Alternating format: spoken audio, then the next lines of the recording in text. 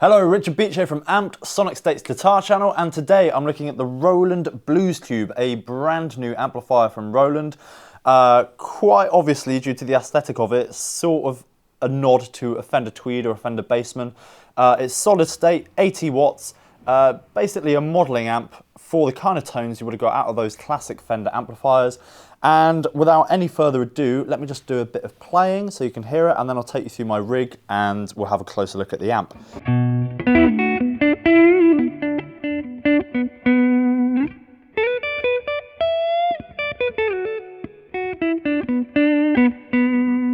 Okay, so really nice clean sound, in my opinion, obviously. In terms of the rig that I'm using, my Fender made in Mexico Stratocaster with a humbucker in the bridge and 2 single coils. I'm using a TC Electronic Flashback x4 for looping and a Polytune Mini so I can stay in tune for you guys.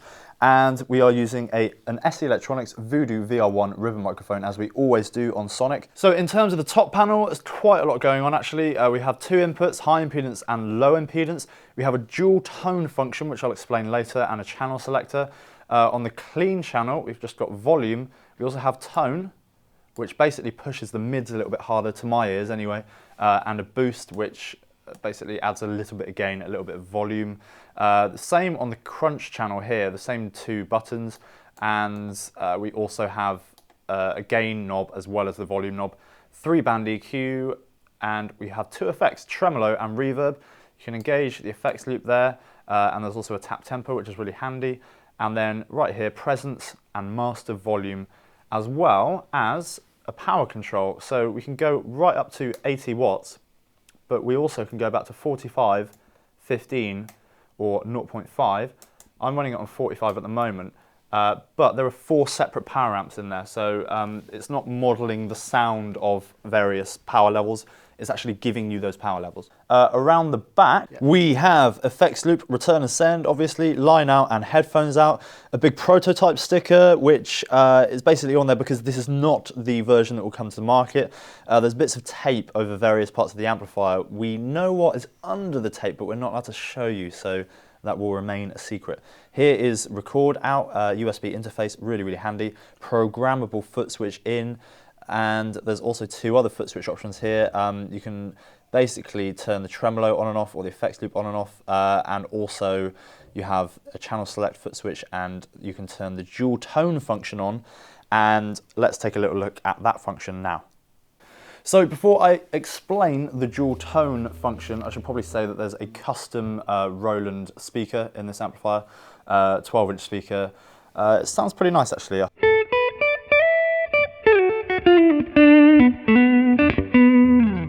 Obviously, we're not going to fit another speaker in there at the moment to compare against, but it's just really nice on cleans actually.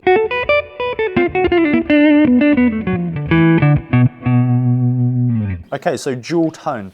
This basically engages the clean channel and the crunch channel at the same time, which usually you would basically need to run 2 amps for, and I think this is a really cool feature. I haven't really seen this on many amplifiers before. So this gives you that blend that actually a lot of people run in live situations, a lot of people run in the studios, and this is what it sounds like.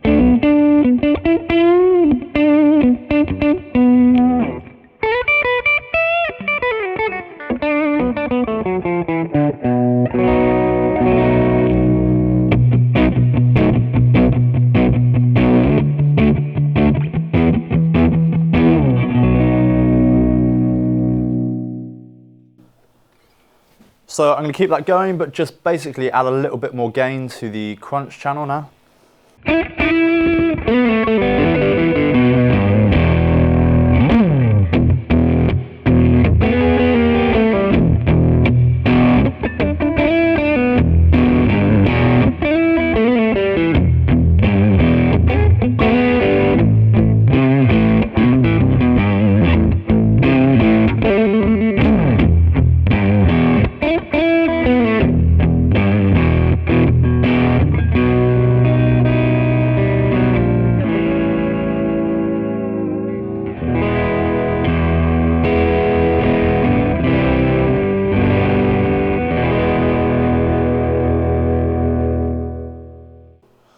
So really, really cool function.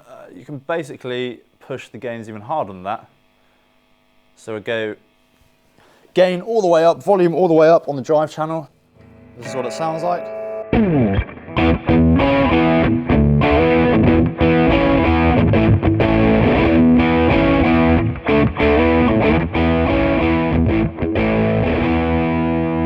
So there we go.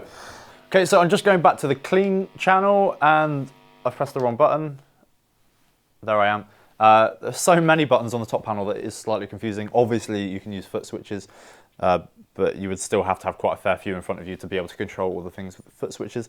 It's not a bad thing that there's loads of functionality, but basically what I want to do on the clean channel is just play a bit of rhythm and then go onto the distortion channel or the crunch channel and play some rhythm as well, because I think the amp handles rhythm really, really nicely on a clean tone.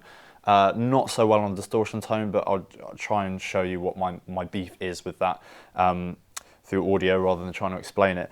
The thing with amps that try to model the sound of other amps, and this is a solid state amplifier, so it's not doing that through digital modeling, but there's always that comparison, how do they actually hold up against the original amplifiers? And I think in this instance, the first question should actually be, if you're going to buy this, is it a decent sounding amp on its own before that comparison is made? I've been doing reviews for a long time and just get fed up with that whole, you know, how does it compare to X, Y, or Z, when actually you should be answering the question, is it a decent amplifier and should I buy it? Does it sound good? And if the answer to that is yes, it kind of doesn't matter how it sounds in comparison to anything else. So clean channel, here we go. I'm going to show a bit more reverb and a bit more presence on this.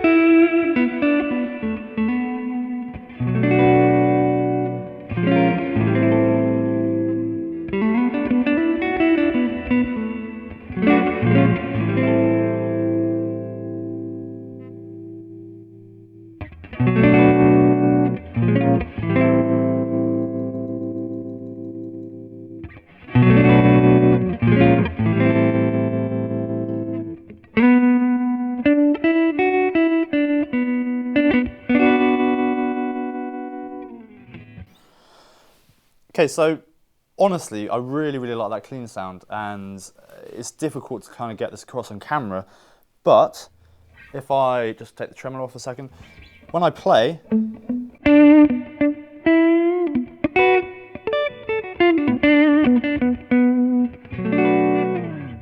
it's really, really responsive to the way I play, to dynamics. I don't know if that comes across on camera, I doubt it because it rarely ever does, but that I really like about it. As soon as you go into the distortion channel, just take the gain down a little bit because this is kind of extreme.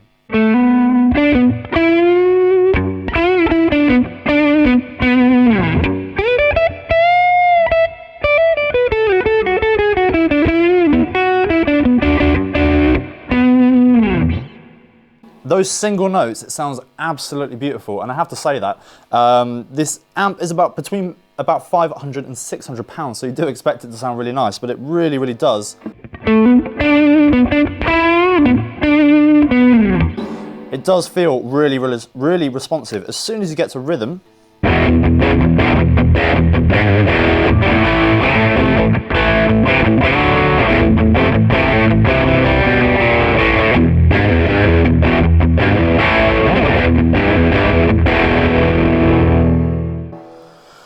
there's just something very kind of, it's hard to pick out, but there's something in the low end that just kind of, it pushes and then sucks again, and it sounds like it's not really compressing properly when you're really pushing the gain.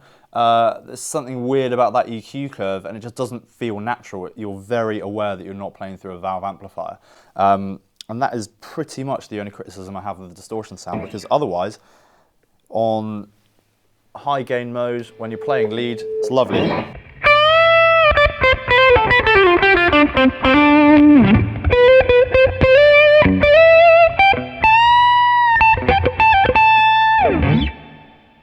As you can see on my EQ, the bass isn't actually very high at all. I'm gonna actually add more in, take a little bit of the highs out. And I'm gonna take the power control down to 0.5, boost the master volume.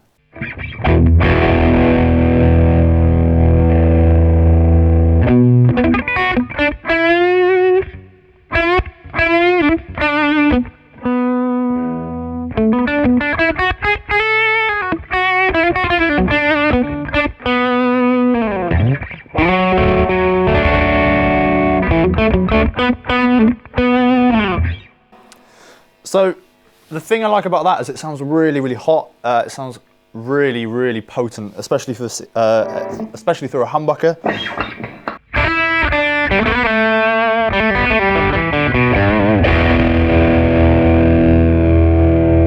And then as soon as I hit that power chord, it just sort of, you know, this beautiful valve sounding thing kind of becomes a solid state thing. And there's always that kind of argument between whether it's better to have a solid state amp that, sorry, I'm just gonna get rid of this hum, a solid state amp that costs you 500, 600 pounds that you're always gonna be able to rely on, or whether you should get a valve amp that maybe costs 800 pounds, 900 pounds that you might have to take to the guitar doctor every now and again to get a new valve fitted. It might sort of just crash and burn on you in the middle of a gig, and you know, that is the risk of playing through valve amps. But if I'm playing a gig and you know, I'm sort of hitting a low E as hard as I can because I'm in the moment and it sort of sounds like the amp is basically just farting out an E, then I'm going to take a valve amp every time on the off chance that even if it overheats and burns the whole venue down, then you know, I don't care. I basically just want my guitar and my amp to sound like it's a guitar and an amp, not something that's trying to sound like a guitar and an amp, if that makes sense. So while I absolutely love so many aspects of this amp, sounds beautiful, it's just that annoying thing. You put it onto the distortion channel and here we go again. Everything up full, bass up really high. I've got the mids up quite high as well. And take the presence down.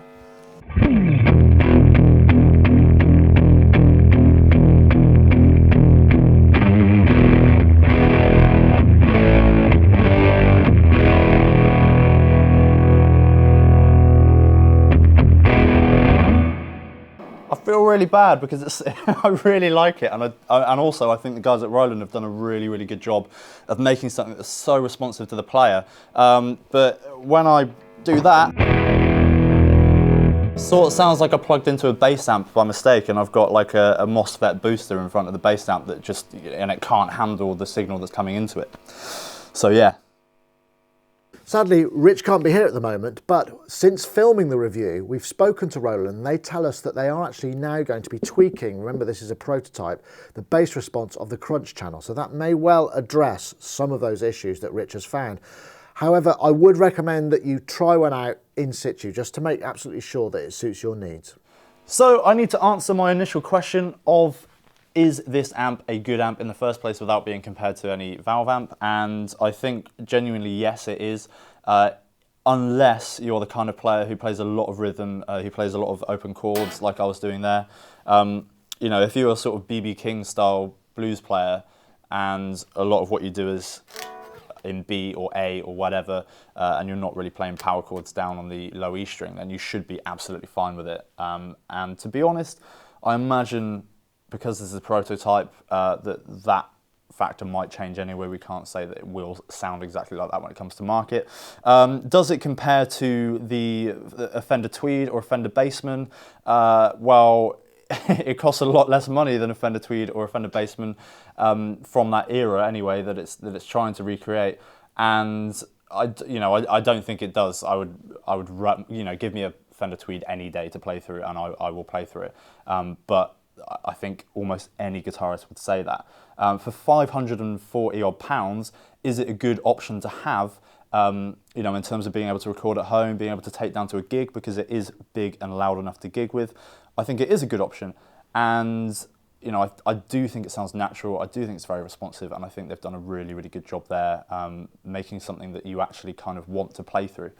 So, yes, it does sound good. It sounds valvey. It doesn't doesn't do the job of sounding exactly like a valve amplifier, but you kind of don't expect it to. It is worth pointing out that you can actually buy a reissue of a Fender Hot Rod in tweed for about, I think, 500 quid, maybe 600 quid. So it's worth assessing those options as well. So to round up then, I guess the headline is this is a good amplifier for lead blues guitar players. BB King, if you're watching, which you're almost definitely not, you might actually like this. And if you're a rhythm player, maybe not so much. Loads of versatility, probably an incredibly reliable amplifier to have as well if you want to take it to a pub gig or whatever. The last thing I should probably do is just turn it up to the full power mode and give you a few examples. I have to turn the volume down slightly to do that. Anyway, here we go.